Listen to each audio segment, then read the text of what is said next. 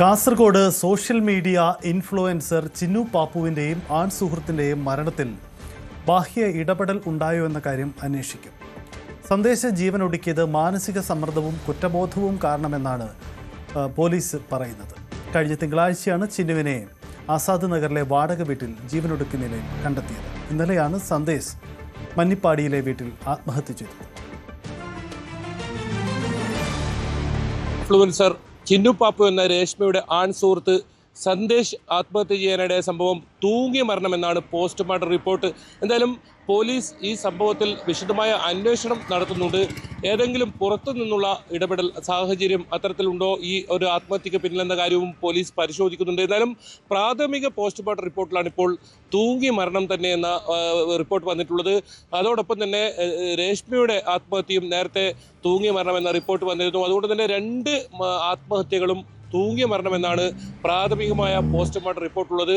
എന്തായാലും കടുത്ത മാനസിക സമ്മർദ്ദവും അതോടൊപ്പം കുറ്റബോധവുമാണ് ഈ ഒരു ആത്മഹത്യയിലേക്ക് നയിച്ചതെന്നാണ് പോലീസ് അന്വേഷണത്തിൽ പ്രാഥമികമായി കണ്ടെത്തിയത്.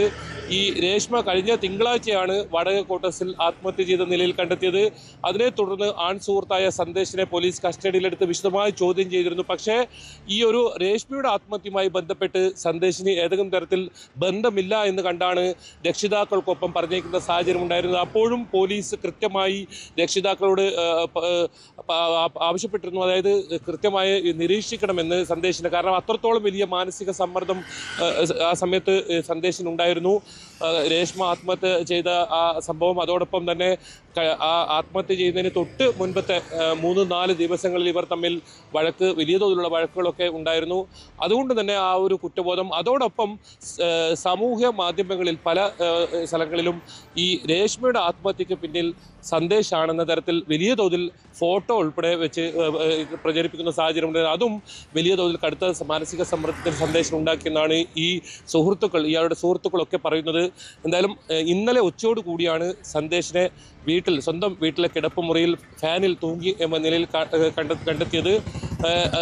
ഈ സുഹൃത്തുക്കൾ കഴിഞ്ഞ ദിവസങ്ങളിലെല്ലാം സന്ദേശിനൊപ്പമായിരുന്നു ഉണ്ടായിരുന്നത്. കാരണം അങ്ങനെ ഒരു മനോവിഷമം ഉള്ളത് കൊണ്ട് തന്നെ ഒരു ആത്മഹത്യ സാധ്യത പോലീസ് നേരത്തെ തന്നെ കുടുംബങ്ങൾക്ക് നൽകിയിരുന്നു. അതുകൊണ്ട് കൃത്യമായി നിശ്ചയിച്ചെങ്കിലും ഇത്തരത്തിൽ ഉച്ചയോട് കൂടിയാണ് ഒരു ആത്മഹത്യ ചെയ്യുന്ന സാഹചര്യം ഉണ്ടായത്. ഇന്നലെ തന്നെ പോസ്റ്റ്മോർട്ടം നടപടികൾ പൂർത്തിയാക്കി സംസ്കാരം പാറക്കട്ടയിലുള്ള പൊതുശ്മശാനത്തിൽ നടന്നിരുന്നു. ഏതായാലും ഇതിൽ സുഹൃത്തുക്കളോ ബന്ധുക്കളോ ആരും തന്നെ പ്രതികരിക്കാൻ തയ്യാറായിട്ടില്ല. ഈ സന്ദേശിൻ്റെയും അതോടൊപ്പം രേഷ്മയുടെ 2 ആത്മഹത്യകളിലും പോലീസ് വിശദമായ അന്വേഷണം നടത്തും. പ്രധാനമായും പുറത്തു നിന്നുള്ള ഏതെങ്കിലും തരത്തിലുള്ള ഇടപെടൽ ഇവരുടെ ആത്മഹത്യക്ക് കാരണമായിട്ടുണ്ടോ എന്നതാണ് പോലീസ് അന്വേഷിക്കുന്നത്. അത്തരത്തിലുള്ള അന്വേഷണം തുടരും. ഇതിൽ ആത്മഹത്യാക്കുറിപ്പോ മറ്റോ ഒന്നും ലഭിക്കാത്ത സാഹചര്യത്തിലാണ് അങ്ങനെ ഒരു ഇതിലേക്ക് ടൗൺ പോലീസ് നീങ്ങുന്നത്. എന്തായാലും പ്രാഥമികമായി ലഭിക്കുന്ന റിപ്പോർട്ട്, പോസ്റ്റ്മോർട്ടം റിപ്പോർട്ടിന്റെ അടിസ്ഥാനത്തിൽ ഇതിൽ അസ്വാഭാവികതയില്ല. ഇതൊരു തൂങ്ങി മരണം എന്ന് തന്നെയാണ് ഇപ്പോൾ പുറത്തു വന്നിട്ടുള്ളത്. കൂടുതൽ വാർത്തകൾക്ക് News 18 Keralam YouTube channel subscribe ചെയ്യുക.